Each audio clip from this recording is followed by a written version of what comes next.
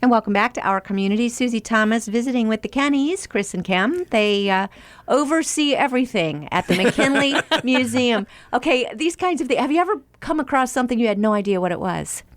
Oh, sure. Yeah. Yeah? Well, how do you find out? That's a tough one. If you don't know what to Google, you don't even know what you're looking for. Right. We ask people, we've put pictures on our blogs or on our Facebook pages and things like that. So a lot of times people around will know, but then there's still things that we just don't know. And I'll tell my volunteers, well, we'll take our best guess and we'll make a note that we're not real sure. Mm-hmm. And then someday when we do know, we'll fill that in again. But yeah, it happens. I'm sure it's a lot of fun when children come through the museum and they see things that we probably know what they are and they probably definitely don't. Next year, I'm planning an exhibit called Mom, What's That? And fun. It's about sort of that last quarter of the 20th century where life changed so quickly that people in their 40s and above know what these things are, but their kids don't. So, VCRs, typewriters, clocks with hands, Rotary phones. Right, Rotary phones, That yes. don't take pictures or do anything else. You just talk on them. You talk on them. And even during our time there, which the last 15 years have gone by, it's changed with the students. When I first started and I would lead a tour group through and we were looking at a stereoscope, we'd equate that to a Viewmaster. And when I started 15 years ago, the second and third graders, they all knew what a Viewmaster is. Right. Well, now within the past couple of years, now they don't know what a Viewmaster is. Wow. So all of a sudden the Viewmaster is the artifact and you've got to explain what that was before you can explain what the stereoscope is. Okay. That's interesting and yet a little depressing. It is. Yes. It's Because you're very, talking about yes. toys from my childhood now being artifacts at a Yes. museum. My childhood too. So Oh, it's, my goodness. It's a little depressing at times. You have the most fun jobs. What surprises you? What's been like the most exciting thing so far that's come through those doors, do you think? Oh, that's like picking among your children, isn't it? I know, yeah. That's We'll go really ahead and talk hard. about as many as you want. Well, we have had, for a while, we didn't have a Gibbs iSpin for McKinley top. The Gibbs Manufacturing Company started out making farm equipment, and then they switched over to toys in the 1896 election with that campaign piece. And so it turned out somebody in the Gibbs family had one and gave that to us. That used to be on our top 10 list of things we wanted, but we have one now. Although there are 3 different models, and we only have one. So if anybody else has the other 2, we'd really like to have those. If you're listening. We also got, one day, I was working on an exhibit on the 1960s, and Sharon Lane's mother came in with her nursing uniform. Wow. And she didn't even know we were working. It was a complete coincidence. And she said, I have her nursing uniform. Would you like it? And of course, many people know her as the only American woman killed by hostile fire in the Vietnam War. Yes. So we were so excited. And I've actually had several people make appointments to just look at it. Just look at the nursing Yes, uniform, yes. bring it out and hold it up for them, and they just can't believe it. Yeah. So there's lots of different things. Most of our collection is Stark County, so a lot of it is Canton related and Stark County related. It's about 10% President McKinley. It's not every town that's got a president and has No. a presidential library and this museum of this incredible top drawer quality. Chris, you do some fun things. You take people down every once in a while down into the underbelly and tell us a little bit about that. Yes, and that's been very, very exciting. And to go back to your last question, for me, yes. one of the most exciting things was the 100th anniversary of the monument. Oh, yes. That was in 2007. It was a fantastic community event. People still talk about it. We were open 100 hours straight. Very, very fun. And part of that time, we were taking tours down into the basement to do architectural tours.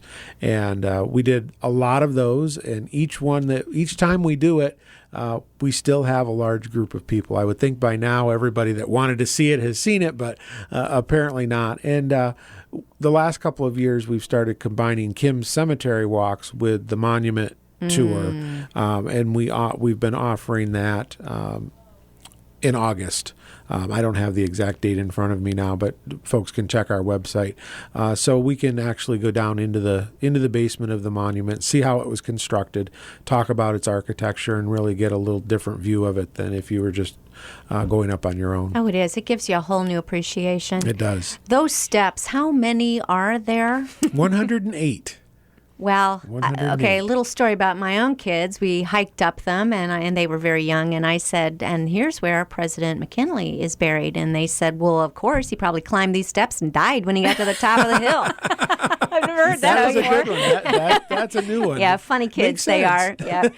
Yeah, this is a campaign year, so it's interesting to look at campaigning back then and now. And it's hard to imagine somebody being able to just do a campaign from their front porch. Tell us a little bit about his. He's so famous for it. It is. And he and Mark Hanna, who was the campaign manager, Mark Hanna was a very wealthy businessman from the Cleveland area, very, very well connected.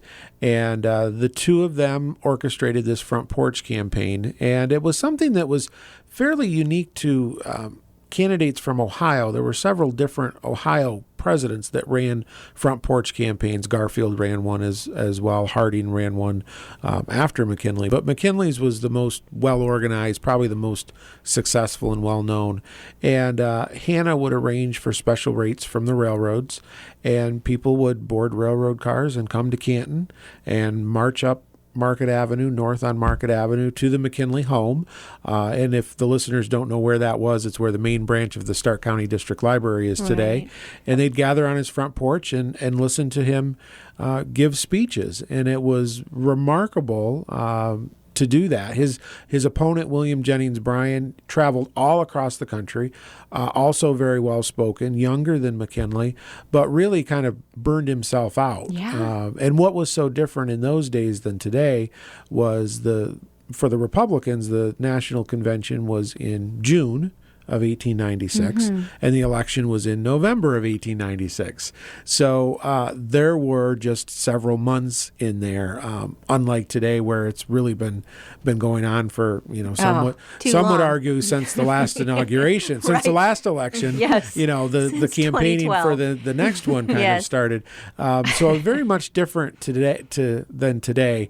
Now, if you look back at what was going on at some of those conventions and the rhetoric, it still got kind of nasty like today. It's just we have different ways to find out about it immediately than they did back in those times. But it was a very unique campaign. Right. The fact that we've got a 24-hour news cycle now, the fact that there is television and, phones, smartphones, everybody's a journalist these days.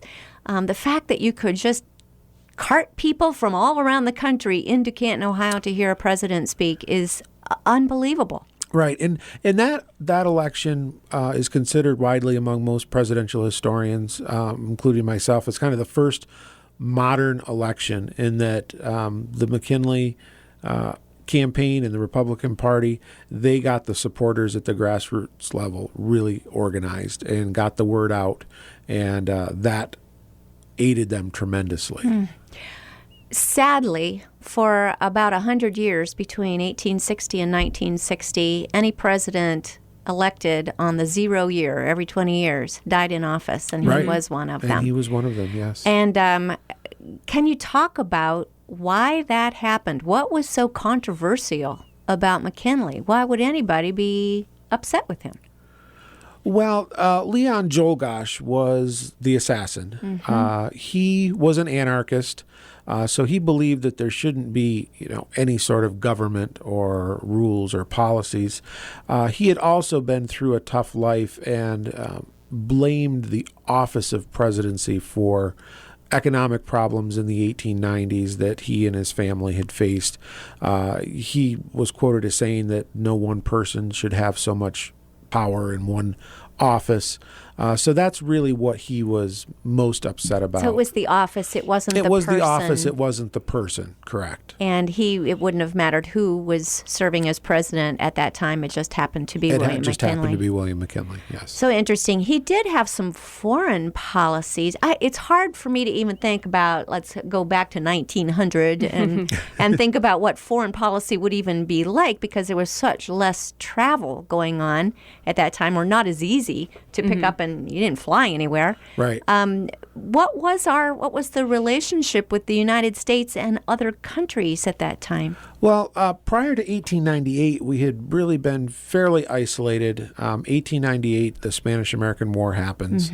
And for the most part, we become a global power for the first time. During his time. During his time. Wow. Our navies can go anywhere in the world by that point. We acquire Guam and Puerto Rico. Hawaii is annexed, and there were some during that time, and there's even some today that see that as sort of an imperialistic action and criticize McKinley for that. But that set the stage for some of the policy decisions that were going to be made by future leaders into the 20th and the 21st century. But that really set the stage that now, we are really have territories all across the world. We have interests all across the world, and we're going to be involved in, upholding what we think we should be doing at that time. How involved was Ida in his political life? I know it seems like they had a very intensely wonderful marriage, and that there's so much beautiful intimacy between them in their letters back and forth and so forth.